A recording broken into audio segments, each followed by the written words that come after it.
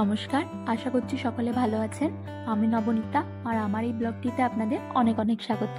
তো এখন আপনারা যে ভিডিওটি দেখছেন সেটি হলো মাইসোরের বৃন্দাবন গার্ডেনের ভিডিও। তো আমরা সেদিন সকালবেলায় বৃন্দাবন গার্ডেন গেছিলাম। আমাদের এক বন্ধু সেখানে ছিল, তাদের সঙ্গে দেখা করার জন্য। তো বৃন্দাবন গার্ডেনের সঙ্গেই আছে কর্ণাটক সরকারের যে হোটেলটি, হোটেল ময়ূরা, সেই ময়ূরাতে তারা ছিল।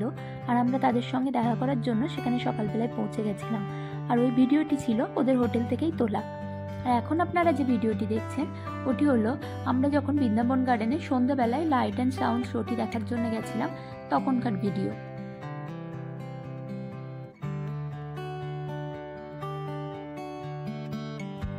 এই বৃন্দাবন গার্ডেনটি কিন্তু মাইসোর শহর থেকে 12 কিলোমিটার দূরে কৃষ্ণরাজসাগর ড্যামের পাশে অবস্থিত, যা কাবেরী নদীর উপর নির্মিত।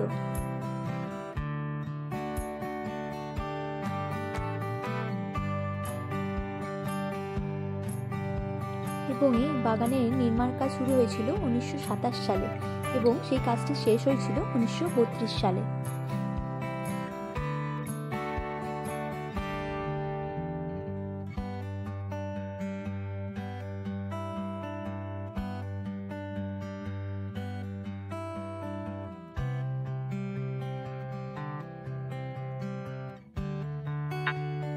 তো এটা হচ্ছে মেন গেট বৃন্দাবন গার্ডেনে ঢোকার জন্য, আর এর দুপাশে আছে দুটো টিকিট কাউন্টার।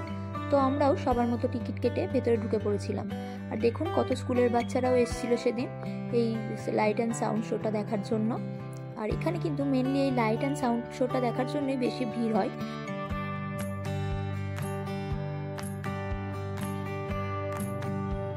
তো লাইট অ্যান্ড সাউন্ড শোটা দেখার জন্য এন্ট্রেন্স দিয়ে ঢুকেই রাইট সাইডে যেতে হয়, আর লেফট সাইডটা পুরোটাই হচ্ছে বৃন্দাবন গার্ডেন, আর সামনেই হচ্ছে পুরো ড্যামটা।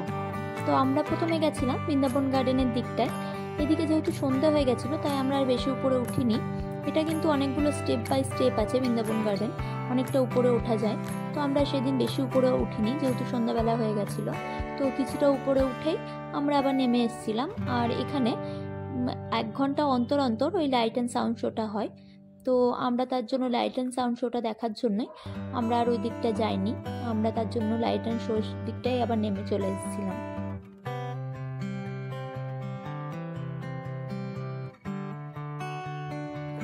যারা মাইসোর যাবেন আর মাইসোর গিয়ে যারা বৃন্দাবন গার্ডেন দেখতে যাবেন তাদের জন্য আমি সাজেস্ট করব একটা দিন পুরোটাই আপনারা বিকাল দিকটা বৃন্দাবন গার্ডেনের জন্যই রাখবেন। আর বিকালই বেরিয়ে যাবেন বৃন্দাবন গার্ডেন দেখার জন্য। আর বৃন্দাবন গার্ডেনটা দেখতে কিন্তু অনেকটাই সময় লাগবে যেহেতু অনেকটা এরিয়া নিয়ে এটা, আর অনেকটা স্টেপ আপনাদেরকে উপরে উঠতে হবে পুরোটা কভার করার জন্য। তো বিকাল এই দিকটা দেখে নিয়ে আমার মনে হয় যখন সন্ধে হয়ে যাবে তখন আপনারা নিচের দিকে নেমে এসে ওই লাইট অ্যান্ড সাউন্ড যে দিকটায় হয় সেদিকটায় তখন আপনারা চলে যেতে পারবেন অনায়াসেই।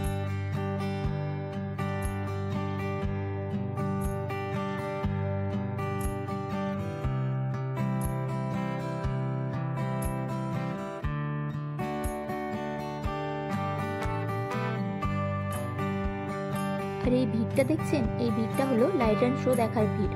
এটাই হচ্ছে লাইট অ্যান্ড শো দেখতে যাওয়ার রাস্তাটি। তো লাইট অ্যান্ড শো দেখতে যাওয়ার রাস্তাটি হচ্ছে একটা বড় পুল। তো এই বড় পুলের উপর দিয়ে আমাদেরকে প্রায় অনেকটা রাস্তায় যেতে হবে।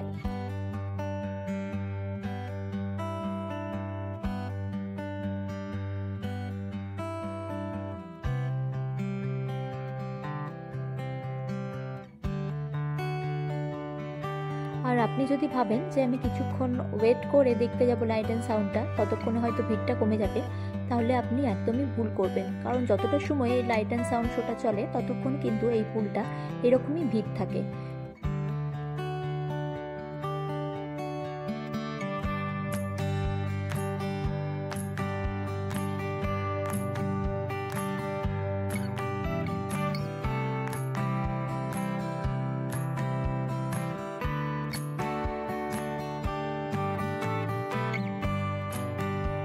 তো ওই লেকের উপর দিয়ে চলে আসার পর আপনার কয়েকটা স্টেপ উপরে এসে এই জায়গাটি পাবেন আপনি যেখানে এই লাইট অ্যান্ড সাউন্ড শোটি হয়।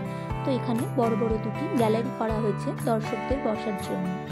আর এই লাইট অ্যান্ড শোটি কিন্তু সোম থেকে শুক্র অবধি সন্ধ্যে 6:30 থেকে 7:30 পর্যন্ত হয় এবং উইকেন্ডসে কিন্তু এই শোটি 8:30 অবধি হয়। আপনারা হয়তো দেখে এবার বুঝতে পাচ্ছেন যে এবার হয়তো এই লাইট অ্যান্ড সাউন্ড শোটি শুরু হবে। তো এই দেখুন শুরু হয়েও গেছে লাইট অ্যান্ড সাউন্ড শোটি। তো আমি সেদিন প্রথম থেকে শেষ অবধি যতটা ভিডিও করেছিলাম সবটাই আমি দিয়ে দিচ্ছি, আপনারা দেখবেন, আপনাদের ভালো লাগবে। আর কপিরাইটের জন্য আমি গানগুলো দিতে পারলাম না, গানগুলো দিলে পরে হয়তো আপনারা আরও বেশি এনজয় করতেন এই ভিডিওটি। কিন্তু যাওয়ার আগে আমি আপনাদের সঙ্গে একটা গুরুত্বপূর্ণ তথ্য এখানে শেয়ার করে যাব। সেটা হলো, আমরা যেদিন গেছিলাম সেদিন আমাদের রিসোর্টটা যেহেতু এখান থেকে খুব কাছে ছিল, 5 কিলোমিটারের মধ্যে, তার জন্য আমরা একটি অটো নিয়েই গেছিলাম। তো ভুলবশত আমরা সেদিন সেই অটোটি ওখানে যাওয়ার পরে ছেড়ে দিই, কারণ আমরা জানতাম না ভেতরে আমাদের কতটা টাইম লাগবে, তার জন্য আমরা অটোটি ছেড়ে দিই। কিন্তু আসার সময় আমরা যখন 8:30টার সময় ওখান থেকে বেরোই, তখন কিন্তু আমরা কোনো অটো বা কোনো ট্যাক্সি বা কোনো বাস সেখান থেকে কিছু পাইনি। আমাদের প্রায় 2 ঘন্টা ওখানে ওয়েট করতে হয়েছে। আর যে একটা দুটো অটো আমরা পাচ্ছিলাম, তারা তাদের রেট অস্বাভাবিকভাবে বাড়িয়ে রেখেছিল। তারা একজন পার্সনের জন্য 500 থেকে 1000 টাকা পর্যন্ত চাইছিল। তো এইভাবে অনেক মানুষই কিন্তু ওখানে বসেছিলেন, যারা বাস বা একটা অটো বা একটা গাড়ির জন্য ওয়েট করছিলেন। তো তারা কিন্তু খুব হ্যারাস হচ্ছিলেন। তো তার জন্যই আপনাদেরকে বলবো যে আপনারা যারা যাবেন বৃন্দাবন গার্ডেন দেখার জন্য, তারা অবশ্যই যে অটো বা যে গাড়িটি নিয়ে যাবেন সেখানে, সেটি ছাড়বেন না, সেটি বুক করেই রেখে দেবেন আসার জন্য।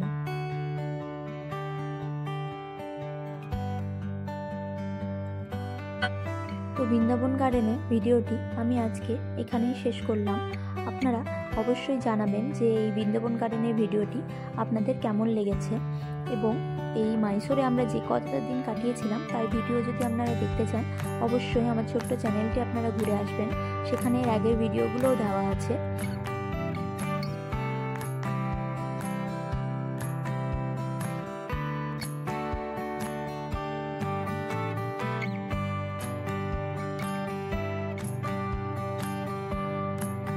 আর এই বৃন্দাবন গার্ডেন দেখার পরের দিন আমরা এই মাইসোর থেকে চলে গেছিলাম মাসিনাগুড়ি। মাসিনাগুড়ি হলো কর্ণাটকের যে টাইগার রিজার্ভ ফরেস্ট আছে সেটি। তো সেখানে আমরা 2 দিন কাটিয়েছিলাম, তার ভিডিও আমি এর পরেই আপলোড করব। তো আজকের মতো আসি, আবার দেখা হবে আমার অন্য কোনো একটি নতুন ভিডিওতে। সবাই ভালো থাকবেন, সুস্থ থাকবেন, দেখা হবে আবার আমার একটা নতুন ভিডিওতে।